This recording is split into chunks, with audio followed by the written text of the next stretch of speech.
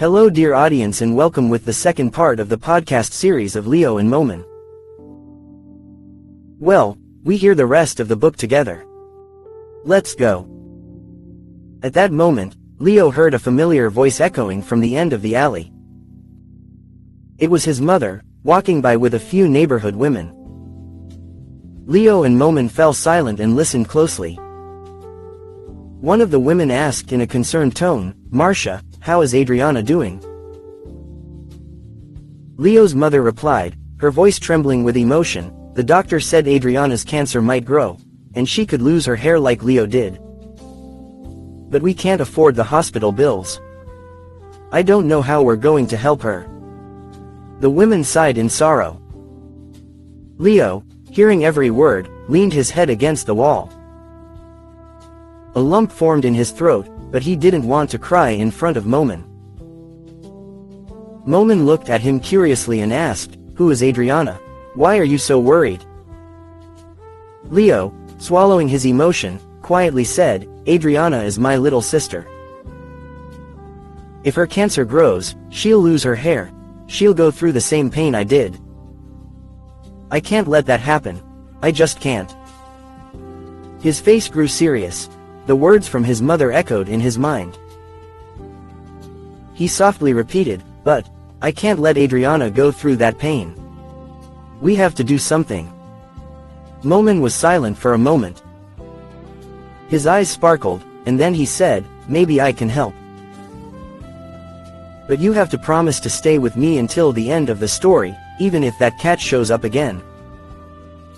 Leo gave a sad smile and said, "I promise. But first, we need a proper plan." Seeing Leo's serious tone, Momen sat up straighter and said, "I'll help.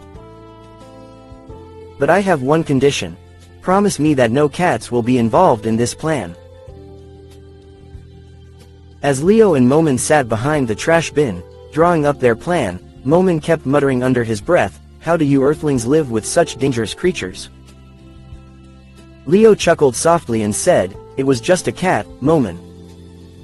Cats aren't that bad." With a small smile, Leo said, "All right, no cats involved." And the two began to think. Leo and Momen decided to search for a way to find money or help for Adriana's treatment. At the same time, clever and quirky Momen had a side plan to teach the bullying kids a lesson. They returned home, and after dinner, Leo quietly wrapped some leftover food in a napkin and went to his room to call Momen.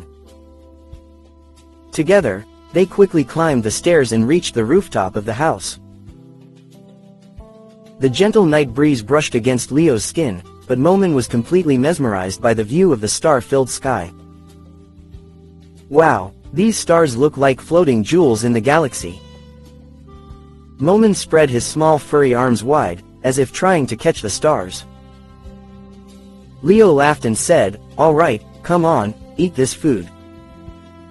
We can talk more about our plan afterward." Momen, still not used to Earth food, hesitantly took his first bite. But as soon as the flavor hit his tongue, his eyes lit up and he exclaimed, "This is amazing. Like a galactic feast." He continued with excitement, "I've never tasted anything like this. You Earthlings are masters of cooking." Leo smiled, though his expression slowly turned thoughtful as he looked at Momen. He said quietly, "You know, Momen, we have to find a way to get money for Adriana's treatment. But no one can know about you. This stays between you and me." Momen nodded with a seriousness Leo hadn't seen before and said, "Agreed. No one must find out. But first, you have to help me. I'm looking for a therium here. So, what's your plan?"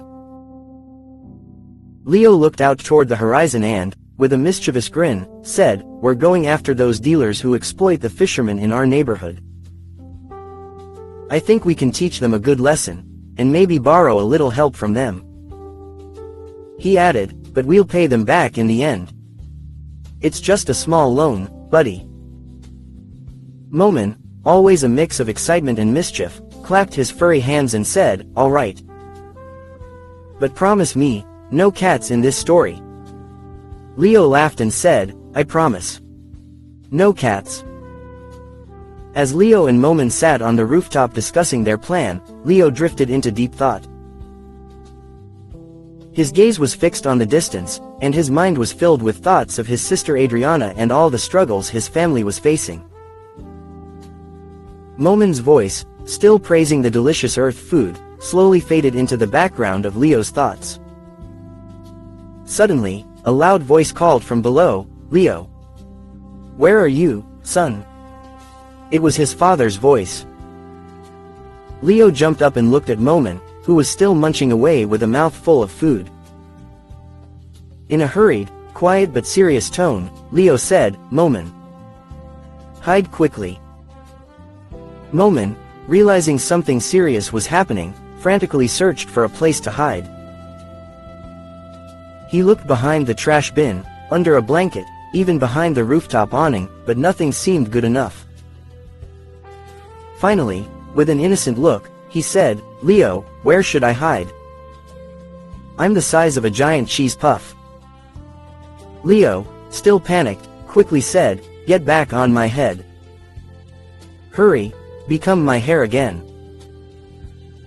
With a swift motion, Momin leapt onto Leo's head and, within seconds, transformed into the same shiny, black, beautiful hair.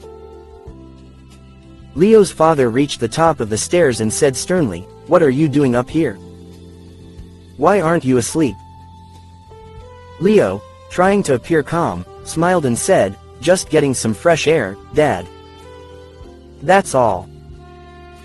His father, looking slightly suspicious, glanced around and said, All right, but it's late. Go to bed. Leo nodded and gave a forced smile. Okay, I'll be right there. But after their late-night conversation, Leo and Momin packed their things and decided to head toward the mountains near the city. The air was dark, and a gentle breeze swept across the hills. Momin held a small advanced device that glowed with a blue light, showing the path to the Ethereum. He said excitedly, The Ethereum trail is right here, Leo.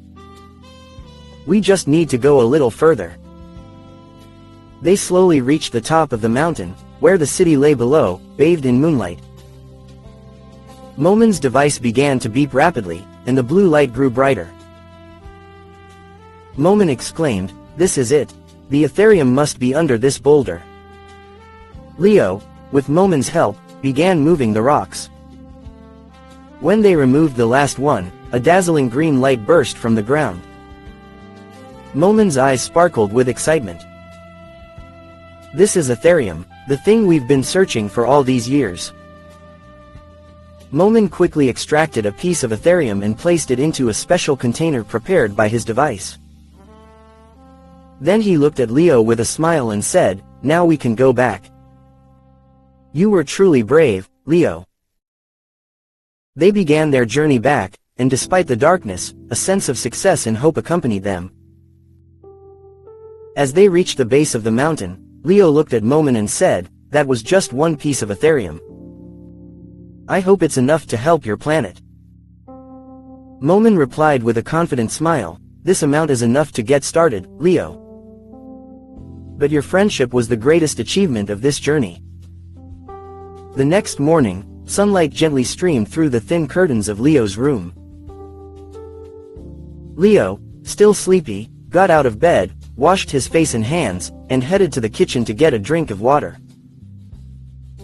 But when he entered the kitchen, he saw something that made his heart race faster than ever. Momin, with his mouth wide open and eyes sparkling, was rummaging through the cabinets. He had a jar of honey clenched between his teeth and was mumbling, What's that smell? Why is everything so delicious? Leo rushed toward him quietly and said in a firm whisper, Momin. Get over here, my mom's coming in. Just then, the sound of his mother's footsteps echoed from the hallway. Leo quickly looked around and realized Momin hadn't noticed the danger yet. He grabbed the jar of honey from Momin's hands and said, Hide. My mom's coming right now. Momin, now aware of the danger, frantically searched for a hiding spot. He looked under the table, behind the fridge, even inside a fruit basket, but none of them seemed suitable. Finally, he looked at Leo with hesitation and said, "Help me.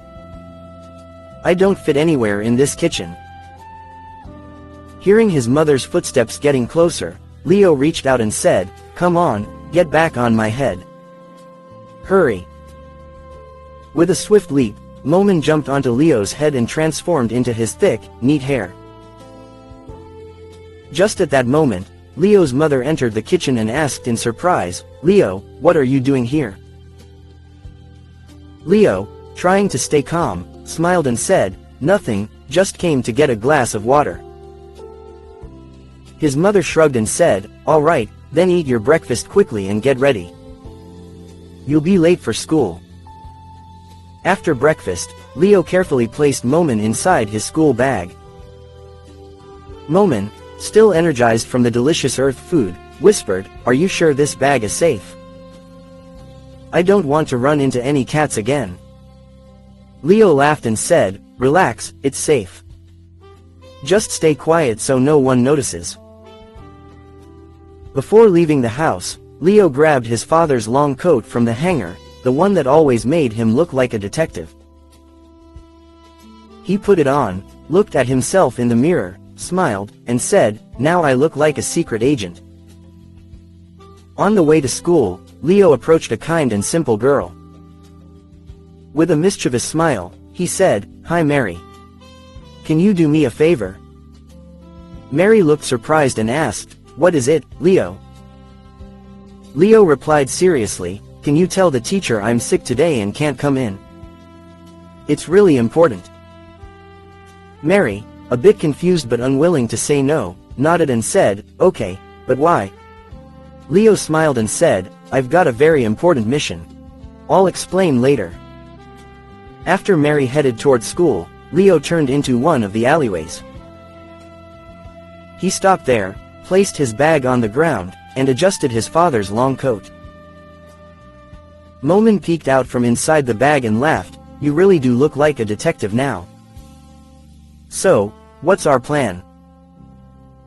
Wait for the next episode because two friends are going to figure out good things together, and let's hear what their plan is.